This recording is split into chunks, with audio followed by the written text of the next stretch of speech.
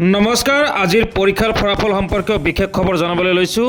আপোনালোকে চাই আছে পি লাইভ। আজি ঘোষণা কৰা হৈছে হায়াৰ ছেকেণ্ডাৰী পৰীক্ষাৰ ফলাফল। ৰাজ্যজুৰি ছাত্ৰ ছাত্ৰী আৰু অভিভাৱকসকলৰ মাজত এই ফলাফলক লৈ উৎকণ্ঠাৰ অন্ত পৰাৰ লগতে আনন্দৰ পৰিৱেশে বিৰাজ কৰিছে। ইফালে পদুপাৰা আঞ্চলিক উচ্চতৰ মাধ্যমিক বিদ্যালয়তো এইবাৰ সন্তোষজনক ফলাফল লাভ কৰা দেখা গৈছে। বিদ্যালয়খনৰ পৰা মুঠ ৬০গৰাকী ছাত্ৰ ছাত্ৰীয়ে পৰীক্ষাত অৱতীৰ্ণ হৈছিল। ইয়াৰ ভিতৰত ৫৯গৰাকী ছাত্ৰ ছাত্ৰীয়েও সফলতাৰে উত্তীৰ্ণ হয়। উত্তীৰ্ণ ছাত্ৰ ছাত্ৰীৰ ভিতৰত ৫গৰাকী প্ৰথম বিভাগত, ৩০গৰাকী দ্বিতীয় বিভাগত আৰু ২৪গৰাকী তৃতীয় বিভাগত উত্তীৰ্ণ হয়।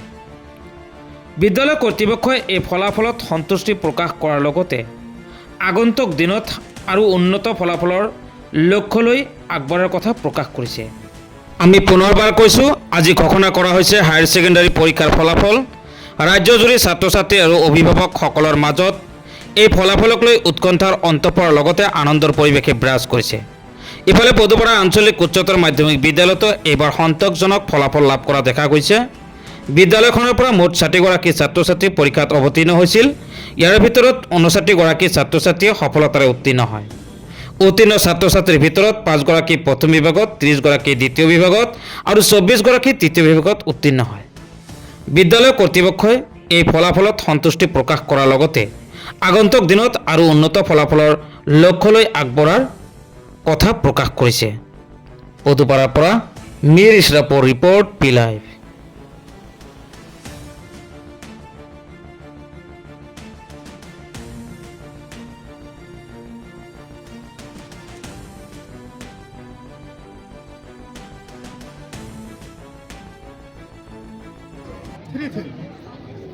এতিয়া মই আমাৰ বিদ্যালয়ৰ পৰা ৫জন ছাত্ৰই ফাৰ্ষ্ট ডিভিজন পাইছে। তাৰ ভিতৰত এজন ছাত্ৰীয়ে ষ্টাৰ নাম্বাৰ কঢ়িয়াই আনিবলৈ সক্ষম হৈছে। গতিকে মই আমাৰ ফাৰ্ষ্ট ডিভিজন পোৱা ছাত্ৰ ছাত্ৰীসকলক মই আমাৰ বিদ্যালয়ৰ সহকাৰী শিক্ষক অমৰ হুছেইন ছাৰক মই সম্বৰ্ধনা জনোৱাৰ কাৰণে অনুৰোধ জনাইছোঁ। ভিতৰুৱা জাগা, গতিকে এনেকুৱা ভিতৰুৱা ঠাইৰ পৰা যি ফলাফল আমাক দেখুৱাই দিলে তাৰ কাৰণে সকলোকে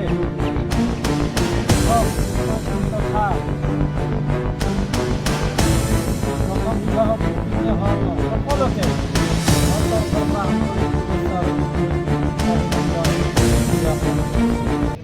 কিন্তু আমাৰ ইয়াতকৈ আৰু ভাল ফলাফল আমি দেখুৱাব পাৰিলোহেঁতেন।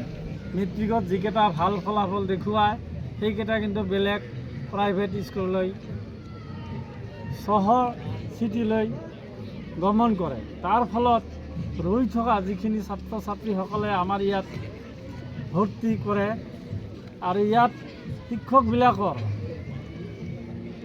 খুব কষ্টৰ ত্যাগৰ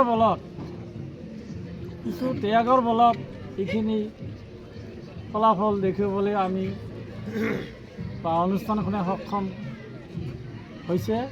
গতিকে মই বিষয় শিক্ষক শিক্ষয়িত্ৰীসকলকো মোৰ তৰফৰ পৰা আন্তৰিক অভিনন্দন আৰু কৃতজ্ঞতা জ্ঞাপন কৰিছোঁ। যাতে অনাগত দিনত, আজি অলপ দুখৰে বিষয়, কিন্তু ইয়াত 80% চৰকাৰে যিটো বান্ধি দিছিল, 80% পোৱাবিলাকেই চৰকাৰৰ তৰফৰ পৰা স্কুটি লাভ কৰিব পাৰিব।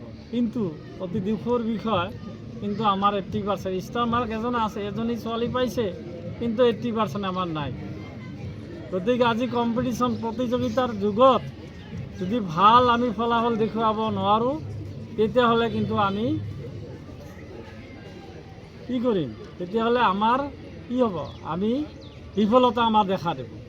গতিকে আগলৈ যাতে ভাল ইয়াতকৈ 10-12জন ডিষ্টিংশ্যন সহ যাতে ভাল ফলাফল দেখুৱাব পাৰে, তাৰ বাবে মই ওপৰৱালাৰ ফলত কামনা কৰি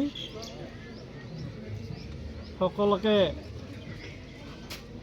মই ল'ৰা ছোৱালীবিলাক আৰু এটা কথা ক'বলৈ ওলাইছোঁ, যিমানে কিতাপ পঢ়িবা সিমানে শিকিবা। কিতাপ অধ্যয়ন অবিহনে পৃথিৱীত কোনো ভাল মানুহৰ কিন্তু জন্ম হোৱা নাই। আছে নেকি? কোনো ডাঙৰ মানুহ, বৈজ্ঞানিক কওক, ইঞ্জিনিয়াৰ কওক, যত যি নকওক কিয় একমাত্ৰ কিতাপ অধ্যয়ন কৰিয়ে ডাঙৰ মানুহ হ'ব পাৰিছে আৰু সমাজক যদি নেতৃত্ব দিব পাৰিছে কিতাপৰ অধ্যয়নৰ যোগেদিয়েহে সমাজ এখন গঢ়িব পাৰে। গতিকে অধ্যয়নটো আমাক লাগিব, অধ্যয়নৰ বাহিৰে আমাৰ গত্যন্তৰ একোৱেই নাই। ছাৰে ইতিমধ্যে কোৱা ধৰণেৰে আমাৰ এইবাৰ ৬০জন ছাত্ৰ ছাত্ৰী পৰীক্ষাত অৱতীৰ্ণ হৈছিলে, তাৰে এজন ষ্টাৰ মাৰ্ক পাবলৈ সক্ষম হৈছে, বাকী 4জন ছাত্ৰ ছাত্ৰীয়ে প্ৰথম শ্ৰেণীত উত্তীৰ্ণ হৈছে। দ্বিতীয় শ্ৰেণীত উত্তীৰ্ণ হোৱা ছাত্ৰ ছাত্ৰীৰ সংখ্যা 30জন আৰু তৃতীয় শ্ৰেণীত উত্তীৰ্ণ হোৱা ছাত্ৰ ছাত্ৰীৰ সংখ্যা 24জন। সৰ্বমুঠ 59গৰাকী ছাত্ৰ ছাত্ৰী পৰীক্ষাত উত্তীৰ্ণ হ'বলৈ সক্ষম হৈছে আৰু পাৰ্চেণ্টেজ ৱাইজ ক'বলৈ গ'লে 98.33%। গতিকে আমি প্ৰথম বিভাগত উত্তীৰ্ণ হোৱা ছাত্ৰ ছাত্ৰীক এই সুযোগতে সম্বৰ্ধনা জনাবলৈ আগবাঢ়িছোঁ।